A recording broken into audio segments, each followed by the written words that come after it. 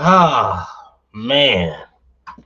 Feels good to be back, right? Feels good to be back, right? Man, it's been a long minute, and things might look a little bit different in the background as well, but things are opening up. Things have opened up. Things are just looking bigger and brighter and a whole lot better, which is why we went absent for a little bit. I did like, the bit of consistency we had going into the road to WrestleMania, something that I really wanted. Wish we could have did a whole lot more, but at the end of the day, it was a whole lot better than what we did last year. I feel like last year was little to nothing. We didn't do a whole lot for WrestleMania, and then this year I felt like we got active. We got active. We talked a whole lot, and we got a whole lot of fun. And so, man, a huge shout out to those that joined us as well. Man, a huge, just really, really appreciate you in more ways than one. And we just gotta do this the right way, man. Just jumping in the right way. Hello, all, and welcome to the Heel Turn Podcast. I'm your host, Isaiah Jackson Jr. We jumping right back into this, man. It's been a crazy time, man. I just moved out. I ain't gonna tell you. I can tell you the city. I just ain't gonna tell you, where at in totality. But moved over just literally right next door. Of course, stayed in Hammond, Indiana. Just moved over next door to East Chicago. Living the best life there. Living the best life out there. So enjoying my time. It was just a fact of I had my whole stuff set up, thinking that I was gonna record, thinking that I was gonna pretty much get the podcast set up over there. Turns out that there was no way I was gonna be able to do the podcast there. It was just like no way I was gonna be able to get any type of podcast work there at all. Use proper English, it's just like so. Just came to the conclusion that, brother, just pack everything back over here, set everything up, and get everything started. Pretty much brand new. So think of this as like a studio. This is just be the studio I'll just have to drive to and slide to when I need to get stuff done. So and I can't complain about that. Can't complain about that one bit. But WrestleMania was dope. Well, let me stop. Night 2 was dope. Night 1, no. Night 1 was rough. I was insanely disappointed. And that's what bothered me too, because excuse me, my brother, I got a little brother. He doesn't watch wrestling. He stopped watching wrestling, back when normal people stopped watching wrestling. It's just like, but he stopped watching wrestling, of course, at like the teenage years, maybe a little bit before then. But he's on the, wrestling is the F word. You know the F word. It's just like, my brother thinks wrestling is fake. My brother thinks wrestling is just, there's no way you can watch this, and believe this. But he sat down and watched WrestleMania, and I was pissed off that he watched Night 1 instead of Night 2. If my little brother would have watched Night 2, promise you he would have watched Monday Night Raw the next day. Not gonna promise it, but I'm pretty sure he would have watched Monday Night Raw the next day. Huge shout out to Jordan and Kirby. Appreciate you for sliding in here. How do you feel about NXT PLE's being OCW? I don't hate it, honestly. I don't necessarily hate it at all. And I like how NXT and AEW kind of handles not necessarily the PLEs, but kind of they have their own little like themed events. Like Grand Slam. You're not going to see that on this actual pay-per-view. You're going to see that on a regular Wednesday. Spring Breaking. You're going to see that on a regular Wednesday. NXT. You got your Heat Waves. You got your maybe on some depending on what day it lands. You got your New Year's Evil. Things of that nature. I can't hate that. I can't hate that at all. I think it's unique in its own way. So I like it. I really do like it. And NXT, they're not losing me, but man, it's just like all the great talent is just being swooped up. Your Oba Femis, your Trick Williams, your Javon Evans, Now even JC James, I started to like. I'm a JC Jane fan now. I can say that without having to hide behind curtains. You know, it's just like I definitely become a JC Jane fan after a while. You know, after being a hater of hers, her and Liv Morgan. Her and Liv Morgan won me over for sure. Because after a while, it was her and Liv Morgan that I just couldn't get behind. They annoyed the ever living like mess out of me. But now I'm a fan. I'm a fan. And huge shout out to JC Jane. She showed up on SmackDown. I believe that's going to be her stomping grounds now. So, you know, you got to give a whole lot of love to JC Jane. But NXT is just getting, their talent is just getting yanked one by one, little by little, inch by inch, piece by piece. And damn it, it's not boring. You know, I won't necessarily say it's boring, but man, it's getting thin. It's wearing thin, especially when WWE is releasing people. Should we jump into that? You know, it's like, especially since WWE is releasing people. Hold on, let me actually share my screen with you. 10 more that could be next, including the, no, don't say that. I'm actually, when was this posted? That was posted 2 days ago. Let me actually find a better article with this. Because I saw an article that said that maybe the Miz is up next, and here's all the no, we ain't got time to go through all that. You know, it's just like that ain't happening. Here it goes. Let me share the screen with you guys so we can see, so we can share this moment together. Because even though I'm a little late talking about this, it's still very important to get into. We have the full list of fired WWE superstars released after WrestleMania, because of course that's what happens after Mania. WrestleMania, or the road to WrestleMania, I definitely think it's a blessing and a curse, because on one hand, you do have a bunch of people that are on the match card. You are getting hard-hitting, heavy matches that, you know, have been built for over, you know, to 6 months, let alone a year. You know, we're hyped for this event. Then the very next day, or maybe a week or two later, maybe 15 to 20 people are getting their jobs lost. You know, and on the other hand, you know, it's like on the flip side, WWE isn't the end all be all of wrestling. You know, you can go to AEW, you can come back to TNA, you know, go to TNA and work your way up back to WWE. You know, if you feel you need to go that way, CMLL, you know, there are options, you know, for you to wrestle, to go and make money, and to you to live your best life doing what you love. So, you know, even though a lot of people are losing their dream job, they're not losing the job that they, you know, worked their absolute hardest, you know, their careers that they worked their absolute hardest to build up. Because and you leave at WWE, you have that name value. Hell, James Ellsworth, you know, is still out here wreaking havoc, you know, in the indies. So, and this is after the work he's put in WWE. He shout out to him as well. Me and Devin got the chance to talk to him years ago, but just things like that. So it's not the end all be all for a lot of these wrestlers here. So just jumping right into it. Fightful reported most of the firing announcements and compiled a full list of names gone from WWE. You got Kyrie Sane, Aleister Black, Zelina, of course, the married couple, Bo Dallas, Uncle Howdy, Nikki Cross, Santos Escobar, Motor City Machine Guns. I'll just say the YS6. You know, you got Dexter Loomis, Rowan, Joe Gacy, but Apollo Crews, Apollo, my man's got yanked out of there. Andre Chase, of course, the leader of Chase, the teacher of Chase U. I believe he was the lone survivor of Chase U, you know, since the last bunch got released, but didn't really do much. He got the boot, respectfully speaking. Zoe Stark, which was just messed up. Zoe Stark she dealt with an unfortunate amount of injuries, especially until her lower legs. So, man, you can't necessarily be upset or mad about what Zoe Starks has put in, because even with her and Trish, I thought Trish was definitely getting her over with the thank you Trish being on her side, until she eventually was just like, man, this is some bull jive. I'm out of here. Like, I thought Zoe Stark had her best time and did her best work with Trish Stratus. I'll give her that. Alba Fire, who, I mean, wasn't doing nothing with Chelsea Green, let's be honest here. Tyra May Steele, who won LFG, which is just weird in itself. You got what was this? Serena Linton, Tyson and Tyreek, Chris Island, Malik Blades. I did like Trill London and Luca Crucifino. And that's the thing, though. I wasn't trying to rhyme there, but that's the thing with this list, or at least the tail end of this list. I like to go back to what Maven was talking about in his in one of his YouTube videos. Oh, it was the YouTube video of why he got released from WWE. and he talked about how he just didn't put enough work in. Like, yeah, he would go in, get some extra reps in the ring, but a lot of the times, if WWE sees you not putting in extra work in the ring, not dedicating yourself necessarily in ring or in the weight room, or just working on yourself as a whole, they're going to push you to the side. And I'm not saying that was the case for all these people, all these wonderful wrestlers that we have here, but that's Maven saying that it was definitely real telling, because it shows you that either WWE had a problem with you not putting in the work, or WWE just didn't like you in general.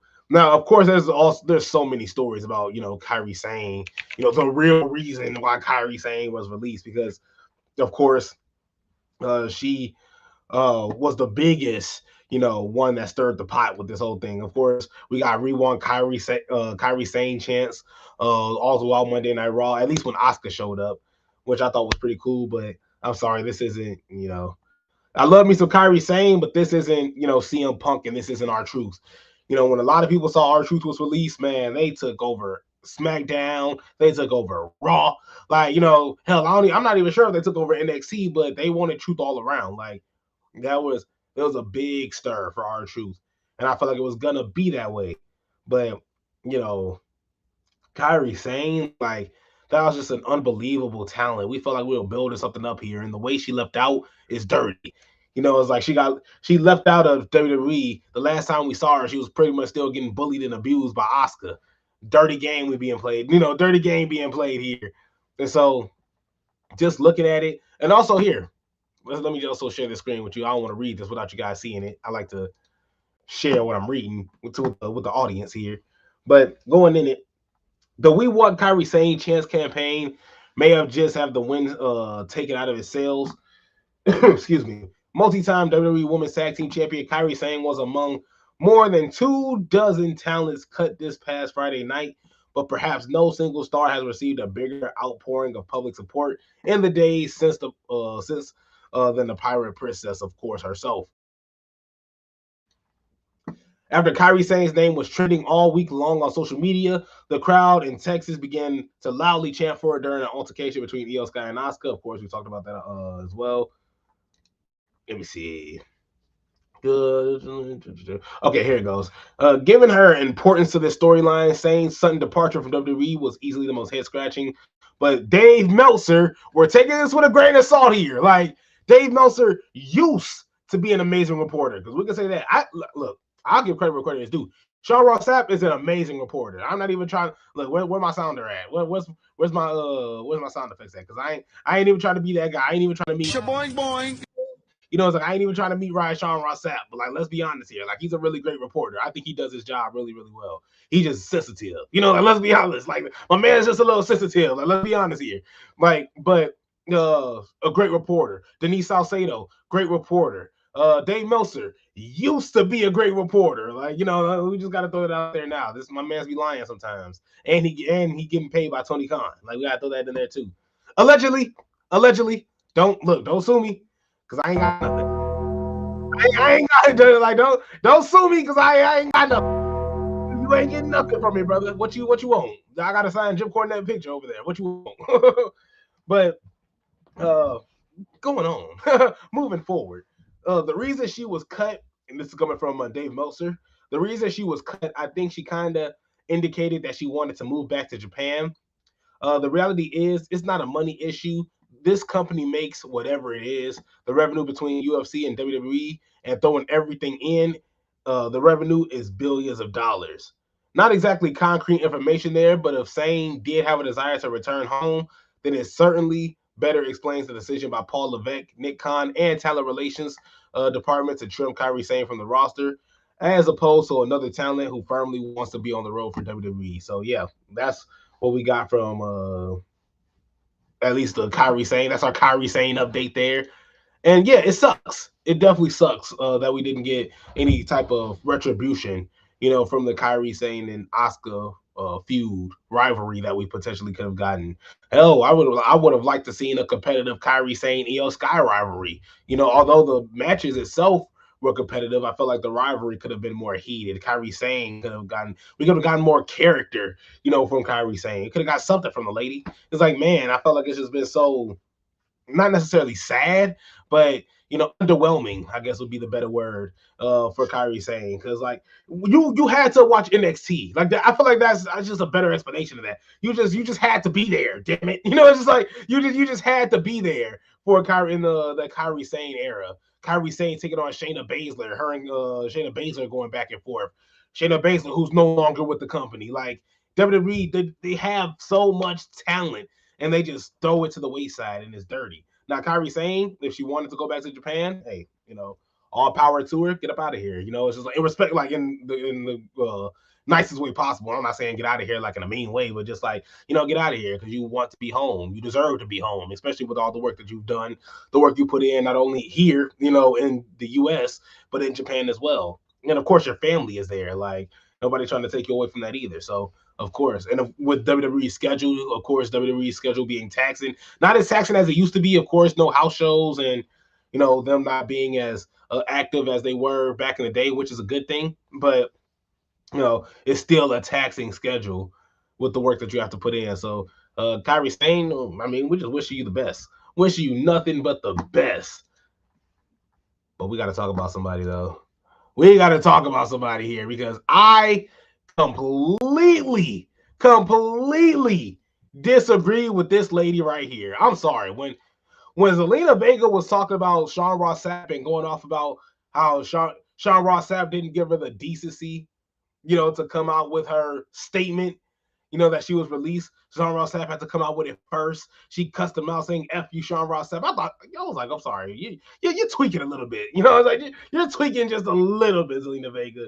Like, and honestly, and I love Zelina Vega. I thought she did great work for WWE as a singles and as a manager, that with Andrade and with Aleister Black as well. But I'm sorry, Sean Ross Sapp should have been the last person you were mad at. Like, let's be honest here. Sean Ross Sapp should have been the last person on your mind when you got released. So going on about her WWE departure, it's all going into her comments. She says, "My fans mean the absolute world to me." She posted this on social media. "I've lost a lot this year in my life in general, but I've gained all of you. Thank you. Your support means more than you ever know." And so she posted, "I know I said it on stream, but I also want to thank my coworkers, trainers, and everyone who made it possible to do what I did at WWE. The amount of texts I got from you warmed my heart to tears. Thank you. I genuinely feel honored to have worked with you." Just nice, sweet stuff. Beautiful, nice, sweet stuff. But I want to get to the drama. It's like I want to get to the drama. Hold on, let's oh, there's no drama. There's no drama. Let's get out of here. It's like let's get out of here. I'm like, where's the foolishness? Let's get to the bullshit. It's like let's get to the drama, man. Hold on. Zelina Vega, Sean Ross Sapp. I'm like, man, because I was like, this is a little bit too nice. I was like, this is just a little bit too nice here. There it goes. We got the scoop. We're back at it. There it goes. Don't look at that. Don't buy the credit. So we got WWE releasing Zelina Vega as well. That's the title here. Where can I get rid of this?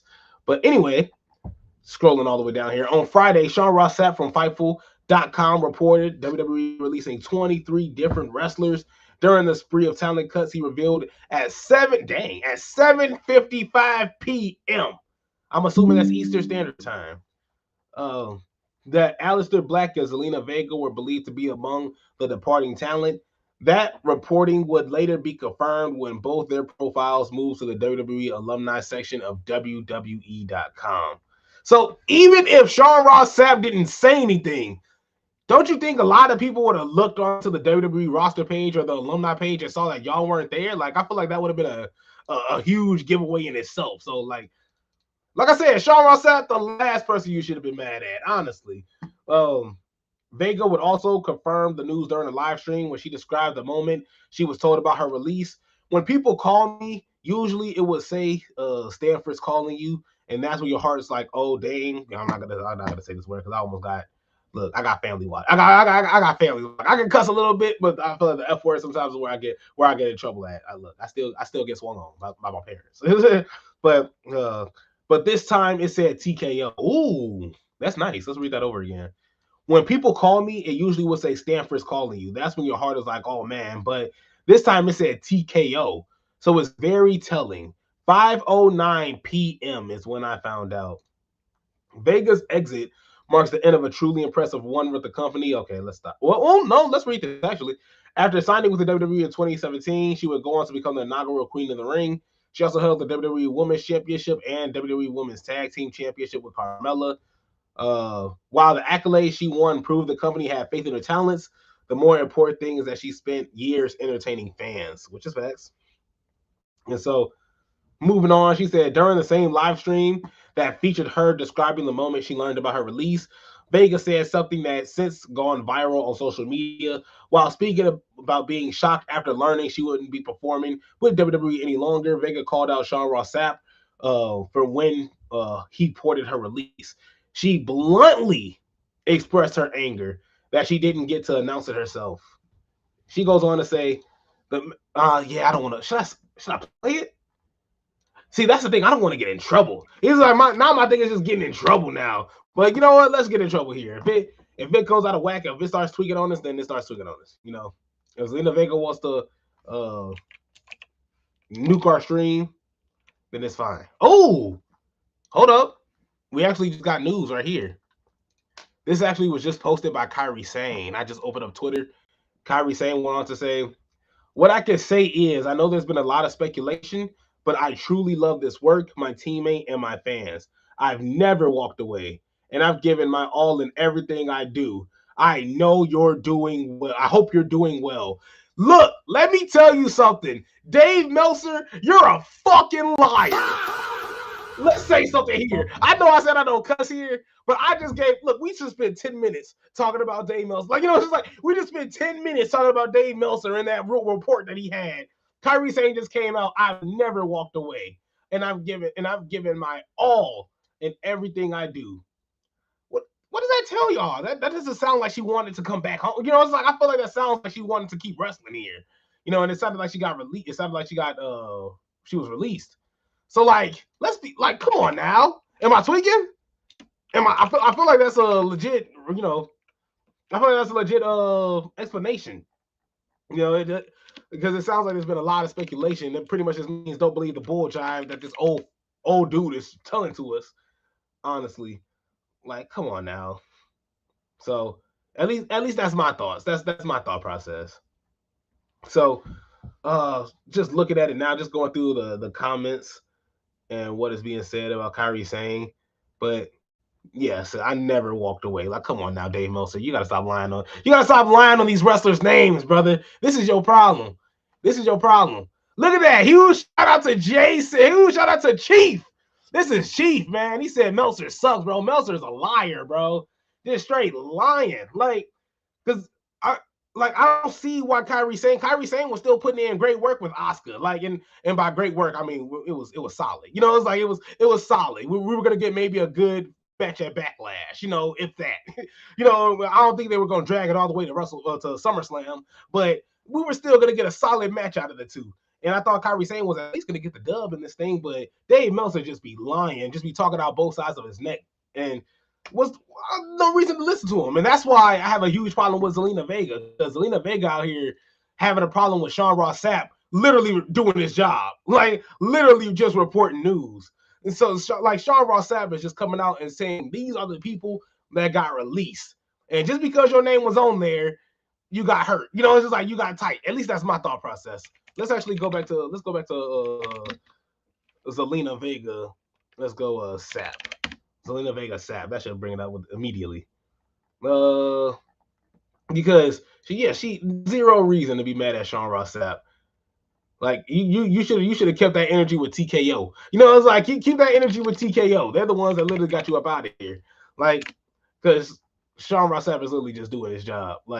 And I'm not even a huge Sean Ross Sapp fan. Like I said, I think he's sensitive. I think he get a little sensitive with his fans. But or at least with the people that be commenting with them. They'll be like, hey, bro, I really disagree with your take and your reporting. And he'll be like, well, you could just meet me outside then. Like, brother, like, it's literally not that deep. Like, it's literally not that deep at all. Well, you could meet me at this fan event. Like, bro, fan event, what? It's like, number one, if you're paying money to meet a reporter like Sean Ross Sapp, if you're paying to meet a reporter like Denise Salcedo, brother, I'm sorry. And we got to worry about you. You know, it's like, we got to worry about you. You got bigger problems. But outside of that, let's look at Zelina Vega and how she's tweaking here, because it literally makes zero to no sense why she would be mad at a reporter for reporting. But this is Zelina Vega's comments, of course, her being upset that Sean Ross Sapp reported her release from WWE before she could even announce it. I was so shocked. But yeah, I also would have appreciated if Sean Ross Sapp or whoever the fuck announced it could have at least given me the decency to like let me do it myself first. But fuck you, dude. Thing is like I was. Like, that's the thing. Like, how could you even be upset at a dude for literally doing his job like, before you could report it? I mean, there's a lot of people that, and I'm thinking about it like this in a sports sense. And I mean, she likes sports, you know. It's like, so she would understand too. Like, there's people getting traded off the bench, you know. Like, there's people literally enjoying the ask Trey Young, ask Harrison Barnes. Like, these people would love, these people would love to come out and say, "Hey, Houston, appreciate you. Hey, Atlanta, thank you for everything that you've done for me, and I'm getting traded. I'm out of here." Man, a lot of athletes would love to do that. You know, to come out and say what's happening before, you know, it becomes actual news. But Sean Ross Sapp is literally doing his job. And you're literally the only person complaining about this. So, man, it's rough. You know, like it's just rough out here. It makes little to no sense why, and at least from the get-go, why this would be the first thing on your mind the minute you hop on stream. But now I guess we can be mad at Dave Meltzer. You know, it's like now we can be mad at Dave Meltzer and get him out of here, because he's the last person that needs to be reporting on news as well. He got to give it up. And here, let's look at this, because I saw this and I just want to touch on this for like 2 seconds. Jordynne Grace reveals she is actively pushing for Paul Heyman angle. Hold on. Hold on. Jordynne Grace reveals that she's actively pushing to become the first ever Paul Heyman girl. It's something that is covered in. Hold up. It's something that is covered in the My Rai story in WWE 2K26. But it appears as though she is desperate to actually make it happen on television.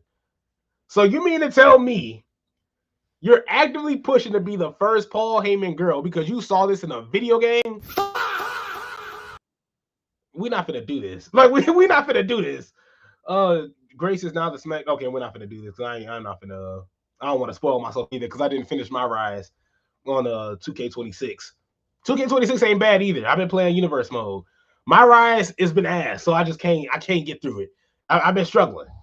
It hasn't been the greatest at all. Of course, she's on the SmackDown roster, but as a Paul Heyman girl, it's clear that it was clear prior to that how much WWE wanted her in the company, with Grace making multiple appearances on WWE program while the TNA Knockout Champion at the time. Huge shout out to your boy C Fluid. What's good, brother? Man, we was just talking shit about Zelina Vega. We was talking shit about who else we going at.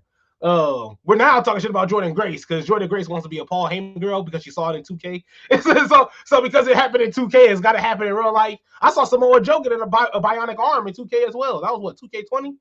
Should we make that happen? Should we bring Samoa Joe back, give him that bionic arm that we were just seeing? But I'm sorry, Jordynne Grace. Even though that sounds cool, who would be? Let's try to find a manager for Jordynne Grace. Let's stop right here. Let's stop and think. Who would say that, Dor? Like, let's stop and think. Who would be a great manager for Jordynne Grace? Because I'm not seeing Paul Heyman. Honestly, respectfully, I'm not seeing Paul Heyman with a Jordynne Grace. I don't see that dude. There's a goofy dude in NXT. I don't think he's like the great Nick Stone, something, Rob Stone, something Stone, but he's awful. He's the last person that needs to be a manager or anything. He could be the manager of Arby's. You know, it's like he could be the manager of Arby's. You know, it's like other than that, brother. But I don't know about being a manager for a wrestler. But if Jordan Grace needed a manager, I wouldn't throw Kathy Kelly in there because I don't think Kathy Kelly. She, you can stay backstage. Respectfully, you can stay backstage. Uh, man, who? Let me see. Current WWE managers. Let's see what we have here. Let's look at our options. Because I'm like, right now I'm drawing a blank. As of April 2026. Wow, you guys are giving me trash. You guys are giving me straight trash. As of April 2026, they gave me Valhalla, which is never going to happen. They gave me Uncle Howdy, which can't happen anymore. Scarlett, can't happen. Zelina Vega, can't happen. Ariana Grace, she's awful, so it ain't going to happen. Io Sky, Kelly Armstrong, now we're just being stupid. It's like now we're just being stupid at this point in time. I can't see anybody that would be a great fit. Maybe a Stephanie McMahon, if you want to bring Stephanie McMahon back. I think Stephanie McMahon would be a great, kind of heel figure, a heel voice for Jordan Grace. And then Jordan Grace would just be the muscle. Kiana James, I don't necessarily seeing that being a good thing. But honestly, I can't see nobody being a perfect fit for Jordan Grace, as a manager. Paul Heyman, I don't think no. Let Paul Heyman stick with Braun Breaker. I think Braun Breaker is the next man up to be the Paul Heyman man. And that's man, male or female, just man itself. Let Braun Breaker hold that title for now because he needs it. He's gonna go to the moon and back. It's gonna be amazing to see what Braun Breaker is gonna do after he gets rid of Seth Rollins because Seth Rollins is gonna get absolutely destroyed by Braun Breaker. At least that's my thought process. Like this back and forth is cool. This back and forth is awesome, but I don't see Seth Rollins coming out the victor. With him going up against Braun Breaker. Because like I said, Braun Breaker's the next man up. He's looking to terrorize people. That's all you're gonna be hearing in the locker room. Leave me alone! You leave me alone. Just freaking out. Everybody just get up out of there. Like that's Braun Breaker trying to terrorize, man. That's all I see happening. But Jordan Grace, I'm sorry. I don't see a manager for you. Not right now. Candice LeRae, maybe? Yeah. She has you on your arm, so might as well. Well, hell, I mean, there's somebody that's gonna be missing for a while. Maybe they could be your manager. Of course, we have AJ Lee taking time off, taking that CM Punk time off. Because for those that don't remember, CM Punk, when he came back, of course, wrestled for a little bit, got into the Rumble, injured his shoulder, was out for a while, and then had the amazing rivalry, the amazing back and forth with Drew McIntyre, ended at Bad Blood when they had the Hell in a Cell match, and then he took time off. A crazy amount of time. Well, not crazy amount of time off. I'm exaggerating. Maybe it was like a month or two, but took some time off for sure. And so I think this is the same with pretty much same thing of AJ Lee. But AJ Lee says this. Well, this is coming from the Wrestling Observer, of course. AJ Lee says thanks to the WWE Women's Locker Room and fans. See you soon. Just days after WWE WrestleMania 42 in Las Vegas, Nevada, AJ Lee dropped a parting message for her fans in the WWE locker room following her in-ring return at WrestlePalooza. I was there. AJ Lee went on to compete at the Women's War Games match, which was ass, and later on won the Women's Intercontinental title in a match that was also ass. However, Lee later lost it to Becky Lynch at WrestleMania 42, a match that was somewhat ass. Just somewhat ass. Slightly ass. Let's say slightly. So I'm not gonna read all this. I'm just gonna start right here. To my AJ Legion, my Mania interest was a love letter to you and every girl who couldn't skip. Thank you for supporting me for 2 decades, selling out my merchandise, and making me a crap load of money. Look at all this. That's exactly what she's saying in all this. That's why I didn't want to read 90% of this. Because it's just like, thank you for making me a millionaire again. Your passion kept me coming back. Stay weird. See you soon. Without breaking character, Lynch also commented and said, flattery will get you everything except the rematch. That's funny. Following her loss, Lee teased moving away from the locker room, and there is currently no confirmed timeline for her comeback. And honestly, take all the time you need to respectfully take all the time you need to just be better. Like to just be a whole lot better than what you were. It's like, Jesus Christ. Like AJ Lee, The hype around you coming back, awesome, cool, loved every bit of it. Your matches, oh man, what did John Cena say that one day? Oh man, what was that match? Ass. That's what it was, man. Straight ass, bro. Hot dog water. Like nothing you could do to save that at all whatsoever. AJ Lee copied Bianca's WrestleMania 39 entrance, but that's the thing. Bianca Belair had people that could skip. Had people that could actually go out there and skip. These kids, man. These kids. These kids, man. One of them is going to be a future champion. One of them is training to be a future champion. And one of these days, we're going to go back and look at them skipping horrendously, and I hope they get clowned for it. Like Dominic Mysterio, when Mysterio was talking about how it was a ladder match for the custody of Dominic. Eddie Guerrero was up on the ladder, and Dominic Mysterio got the ladder and just kind of like, he didn't like shake it. He just kind of, his body shook. He grabbed the ladder and just started percolating. It's just like it wasn't working. Like, yeah. AJ Lee, just look, man, just get better, man. Just like it was AJ Lee's return was just all hype. Like, and I gotta give it up for her because her coming back was amazing, and I still look forward to all of her matches that she was in. But still, when the matches were happening, when the matches were happening, man, it just felt a little rough. Some felt rough, some felt rushed, and just all around ass. Like, it's like if we're just being honest. Look at this. Honestly, just don't come back. Coming from C Fluid, honestly, just don't come back. How about that? No, I do want her to come back, but damn it, be a manager.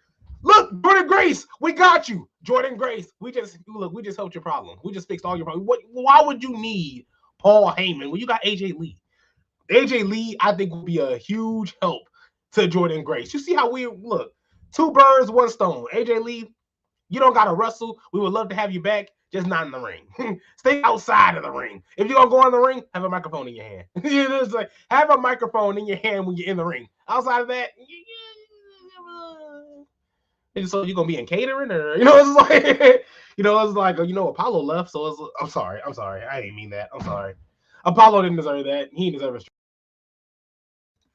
I'm sorry. I kept seeing a bunch of catering memes with Apollo, and I wonder how he feels about that, man.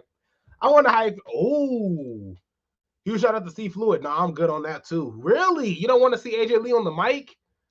Like, that's crazy, because I thought she did solid. Like, it was just so, it came off as cheesy a lot of the times, cheesy and corny.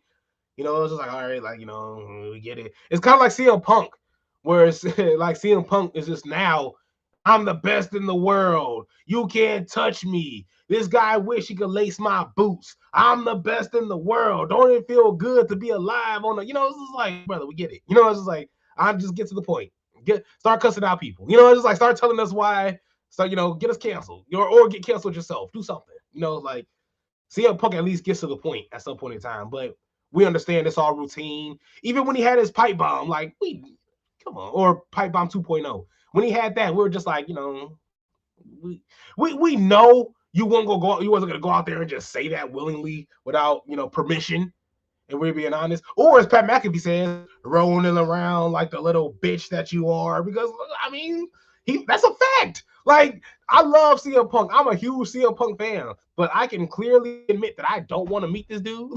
I don't want to have a conversation with this dude. Maybe I took a picture. It's just like, but outside of that, like, no, we can admit, we can see hypocrisy. We know hypocrisy. We just are fans of your work. Huge shout out to C Fluid. Keep her skipping ass home. Dang, you serious? AJ Lee can just be on C. Oh, why would you say that? Why would you say that? Why would you say that? That was so uncalled for and unnecessary. Wasn't even funny. It wasn't even funny, C Fluid. It wasn't even funny. AJ Lee, yeah, I don't rush. don't rush to come back. Like, respectfully. You do great. I think you do great work on the mic. I think your mic work is fun. outside of the cringy stuff when you're talking about, I don't know, it could just be a little cheesy. You just come out a little too dramatic and stagey, I guess. Just weird. She tries to be quirky, but it just comes out as cringy. And so that was really one of my big problems with AJ Lee on the mic in her comeback. But still, I had fun watching her back and forth with Becky Lynch, and I just wish I had fun watching the matches. Like, if I'm just being honest with you, I just wish I was having fun watching the matches. So AJ Lee, look, take all the time you need, but if you're gonna come back, man, please, please, please, please, just please. Huge shout out to C Fluid. You know what? I'm gonna do better. Huge shout out to C Fluid, man. Huge shout out to C Fluid, man. I just love coming out here and clowning with you, man. Love coming in here and clowning with you, especially since I only got 20 minutes left, and I don't live here anymore. It's like, and I don't live here anymore. I gotta drive back to my crib. This is pretty much the studio here. I explained it earlier, but this is kind of the studio now. So either I get off work or I'll just be at or the new place chilling, and I'll just drive over here, set everything up, and get the going. So, and I'm gonna still try to be as consistent as possible. I want to talk to Circle of Debate as well. I want to get with Circle of Debate as well too. Try to get their input. Try to get their input on things as well.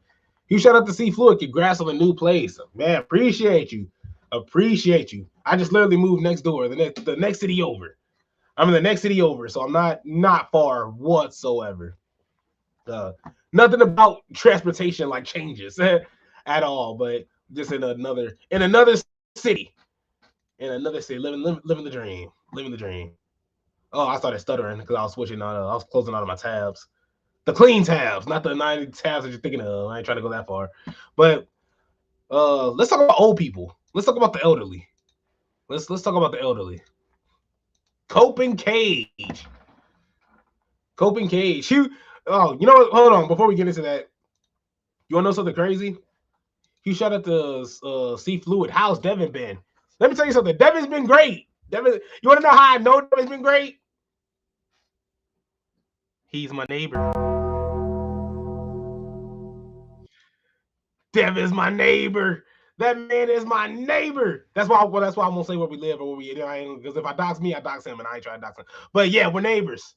We're brothers. It's like we're out here together. And he's living the dream. He is just a busy human being. Like, now that I got a glimpse of like how our day is, not trying to say but like, I work 2 jobs and he goes back and forth and he works crazy hours as well. So when I'm usually have my off day, he's not there. And 9 times out of 10, if he's there, I could barely tell because I'm at work. So it's just like we're rarely in contact. It's like we're rarely seeing each other. So when I walk past, I try to like look to see if anybody in there, to see if he's around, but nobody. So, I try to be creepy. I try to creep on to see if he's there, to see if he's around. But then vice versa. Like we're just not at the same place at the same time. So yeah, the schedules has just been insane. But he's great, man. He is absolutely great. Oh man, I think I locked the door. Hold on, let me. You see, and I locked the door, and I ain't even here no more. So it's just like, hold on, let me get my things together real fast. Let me go to the video. Videos. 1 minute. Yeah, you hear that? That's me getting in trouble. I'll be right back.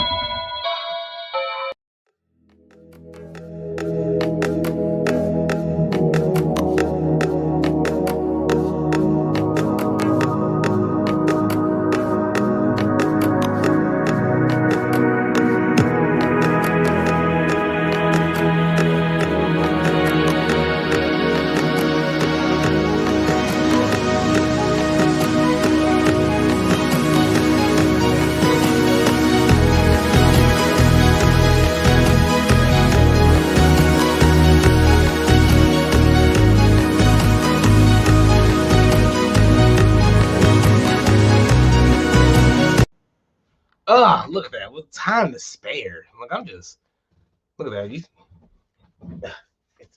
Ooh, wrong arm. Hold on. It's like I just went to the wrong arm. Hold on. Look. But look, I don't have this tattoo for a reason. It's like they don't call me dark skin Barry for a reason. That's between us. That's all just between us. But speaking of the elderly, because we're talking about the elderly here. Hold on. Copen Cage. Copen Cage is teaming AEW TV for the first time ever, and I'm literally just here to tell y'all why I don't care. You know, it's like I'm literally just here to tell you why I just genuinely don't care. You know, for the first time since reuniting Adam Copeland and Christian Cage will team up for a match on Wednesday's AEW Dynamite for their non-pay-per-view match as a team in the promotion. Yeah, nah, yeah, y'all can keep that. y'all can keep that, honestly. Huge shout out to C Fluid. Have you gotten the chance to see the Michael movie yet? Devin has. I have not.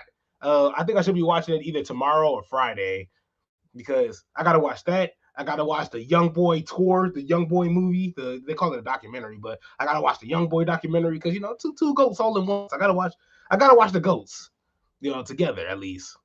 But the two will take on RPG Vice, Rocky Romero, and Trip Beretta. Okay, how about this? Let me rephrase that. The two will beat Rocky Romero and Trip Beretta. This is after Cope and Cage laid them out with chairs several weeks ago. And so just looking at the lineup for Dynamite tomorrow, that's going to be in Virginia. Darby defends the AEW World title against Brody King.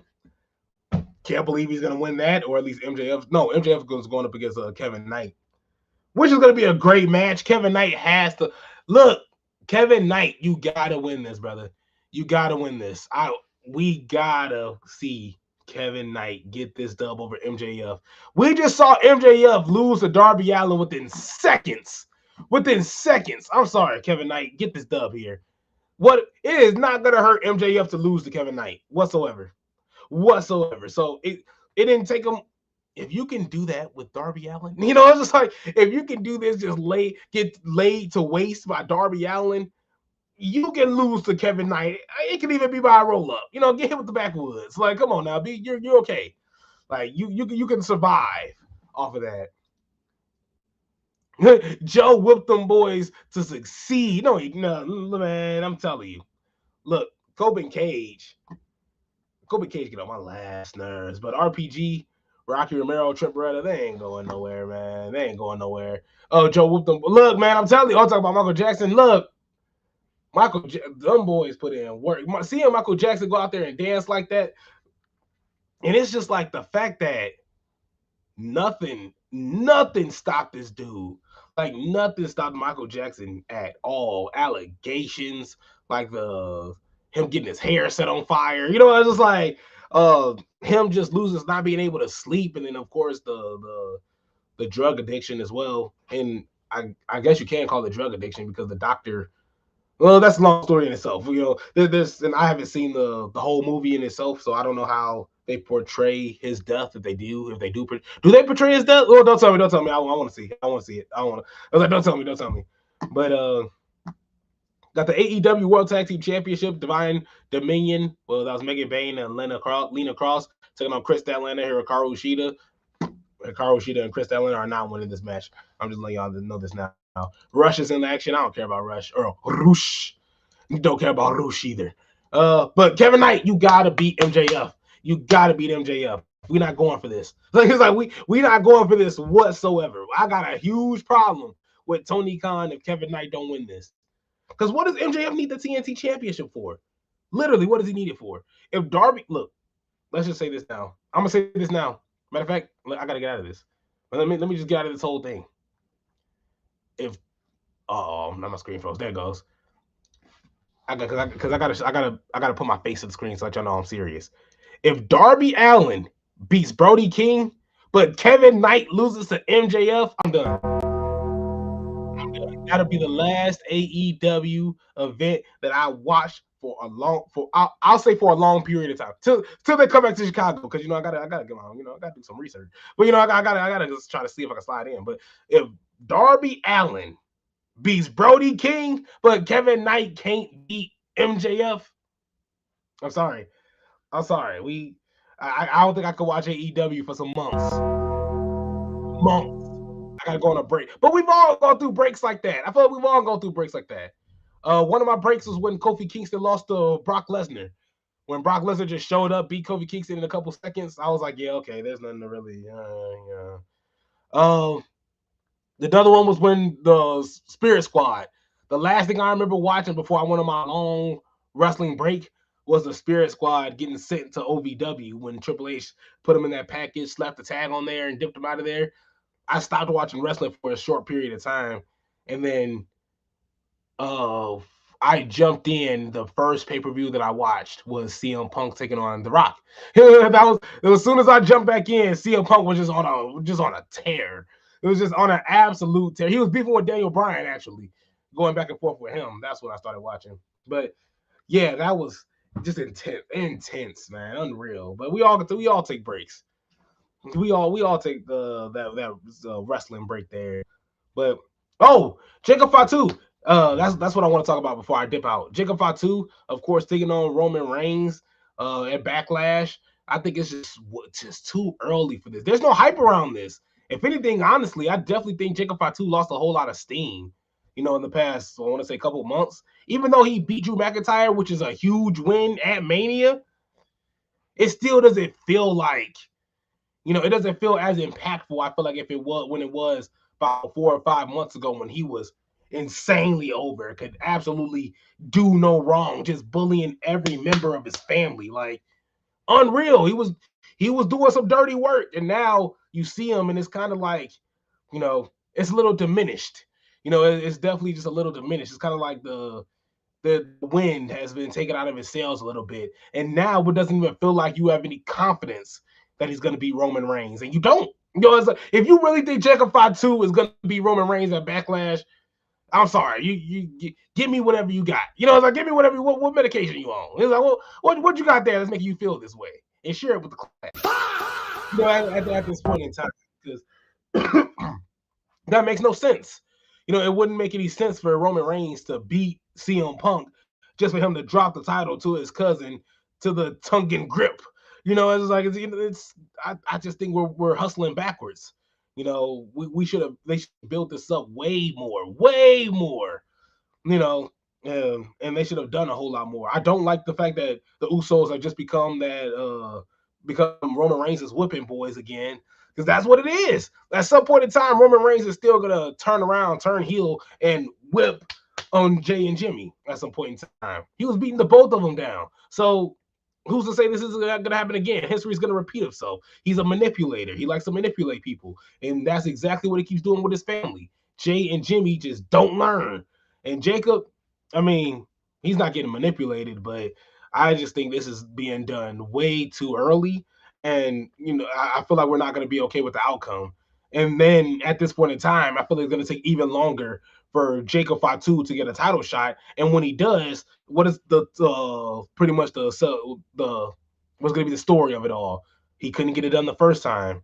He's already 0-1 to Roman Reigns. I would want them to go up against each other at a SummerSlam, at a WrestleMania, when it's already 0-0, and we got some huge hype over it. Not when Jacob Fatu has already lost and already gotten choked out and have already acknowledged Roman Reigns. He's already a bodyguard to Solo Sikoa. While, he shouldn't have no parts of being with Roman or should intertwine with Roman. We should hold it off for much, much later. So, had to get off my chest, man. You guys felt that? I just had to get it off my chest because that was bothering me. But that was WWE. That was the WWE news and AEW news. A little bit of AEW news. Oh yeah, that is true. See, few shout out to see Fluid. Roman is just keeping the title warm for Oba until SummerSlam. That is true. Oh, we forgot about Oba Femi. I don't know, man. I don't know. It's too much going on. It's too much, which is why I feel like Jacob Fatu, look, go up against Cody. Go be competitive against Cody Rhodes, and take that, and maybe even make it competitive and maybe even potentially win the title against Cody Rhodes. But Cody Rhodes, I mean, he's been Superman lately, so I don't know. But Jacob Fatu could grow to be a champion. He will be champion. There's no ifs, ands, or buts about it. But not when you already took the win out of his sails and there's not as much hype as it was around it before. Now it wasn't hype as it was now than it was before. And now we're pretty much expecting him to lose. Nobody's expecting him to beat Roman. And if you are, like I said, I'm sorry, you gotta stop talking to Afro Man. You gotta stop going to Michigan. Stop going to New Buffalo, man. It's like it's treacherous over there. But Look, thank you guys so much for tuning in. I gotta edit and chop all this up sooner rather than later, man. I definitely gotta get to work on that. Should I do it tomorrow? Yeah, I'll probably come back over here. I'll do it tomorrow. So be on the lookout on TikTok and on social media because that's where I'll be posting some clips and getting that active as well. Thank you guys so much for tuning in, and I'll see you guys next time.